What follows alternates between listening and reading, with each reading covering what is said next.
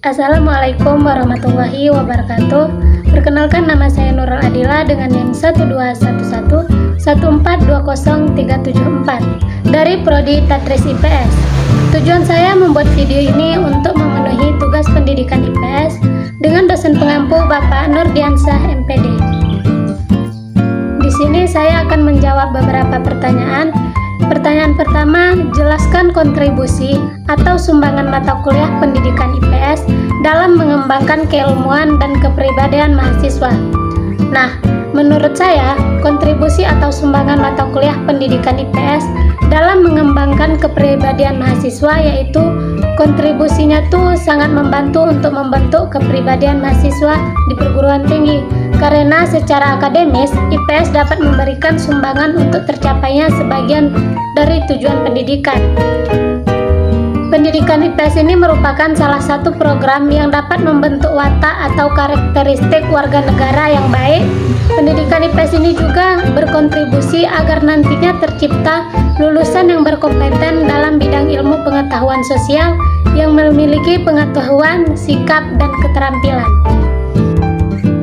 Nah, pertanyaan kedua, analisis isu-isu sosial kontemporer yang berkaitan dengan ilmu pengetahuan sosial yang dapat diangkat dalam proses pembelajaran IPS sebagai praktek pendidikan IPS, bagaimana sikap melihat fenomena dan problematika sosial tersebut. Nah, mahasiswa adalah kalangan muda intelektual yang memiliki peran bukan hanya untuk dirinya sendiri, tetapi juga untuk masyarakat, bangsa, dan negara. Di sini, saya sebagai mahasiswa IPS atau mahasiswa yang menjunjung tinggi sosial, saya mempunyai peran yaitu yang pertama, mahasiswa agen perubahan, mahasiswa pejuang nilai, mahasiswa kekuatan moral, mahasiswa kontrol sosial, dan mahasiswa penjaga nilai. Nah, pertanyaan ketiga, tujuan akhir pendidikan adalah memberikan kemampuan kepada peserta didik untuk berperilaku sesuai dengan konsep yang dipelajarinya. Karena itu harus diimplementasikan melalui dua strategi, yaitu pendidikan sebagai transfer of knowledge dan pendidikan sebagai transfer of values. Deskripsikan kedua strategi tersebut dan berikan contoh implementasinya. Nah, transfer of knowledge adalah mentransfer ilmu pengetahuan dan pemahamannya. Contoh implementasinya berbagi ide dan pengalaman, mempelajari keterampilan baru, mencari solusi untuk masalah.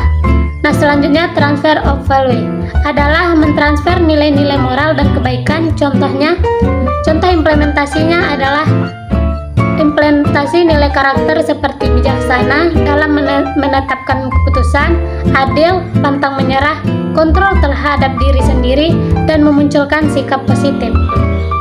Nah, pertanyaan keempat yaitu, mengapa ilmu-ilmu sosial cenderung dikelompokkan sebagai social science jika dibandingkan dengan ilmu alam? Berikan penjelasan Anda dengan memberikan satu contoh konkret dan upaya mengeliminasi dampak buruk dari pengelompokan tersebut terhadap kajian IPS. Ilmu sosial dikelompokkan sebagai social science karena fokus pada kajiannya, yakni kehidupan manusia adalah cair, tidak mudah diamati, dan sulit untuk diukur secara tepat dengan instrumen laboratorium. Contoh konkret dan upaya mengeliminasi dampak buruk dari pengelompokan tersebut terhadap kajian IPS karena ilmu sosial mengacu pada masyarakat. Meskipun IPA dan IPS saling berkaitan, tapi IPS lebih cenderung atau masuk pada kesosialan. Pada dasarnya, antara IPS dan IPA itu saling membutuhkan, IPA dengan alamnya dan IPS dengan sosialnya. Apabila saling dibedakan, maka negara tidak akan maju. Pertanyaan kelima yaitu, uraikan serta jelaskan tentang strategi pembelajaran nilai dan keterampilan sosial dalam pendidikan IPS. Hasil belajar kemampuan memahami dan menganalisis materi IPS dan menguraikan strategi pembelajaran kooperatif memiliki keunggulan lebih tinggi dibandingkan hasil belajar yang menguraikan strategi pembelajaran tradisional. Keterampilan sosial adalah potensi yang ada di setiap manusia.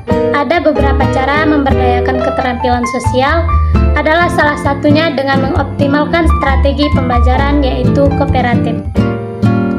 Pertanyaan terakhir yaitu, Jelaskan serta uraikan latar belakang lahir dan berkembangnya IPS di Indonesia dan bandingkan dengan pendidikan IPS di luar negeri. Nah, di Indonesia, lahirnya IPS juga dilatar belakangi oleh keinginan untuk menyiapkan peserta didik agar menjadi warga masyarakat yang bertanggung jawab, yakni dapat mewujudkan kewajiban dan hak-haknya dalam kehidupan sehari-hari. Pendidikan IPS di luar negeri contohnya adalah Australia. Nah, pelajaran IPS di Indonesia dan Australia pada dasarnya memiliki tujuan yang sama, yakni membentuk warga negara yang baik, membantu peserta didik memecahkan masalah, dan menumbuhkan kebanggaan akan budaya bangsa. Selain perbedaan strategi pembelajaran IPS di Indonesia dan Australia juga berbeda dari teknik penilaian yang digunakan. Di Indonesia, penilaian masih mengacu pada angka-angka sebagai simbol keberhasilan belajar peserta didik.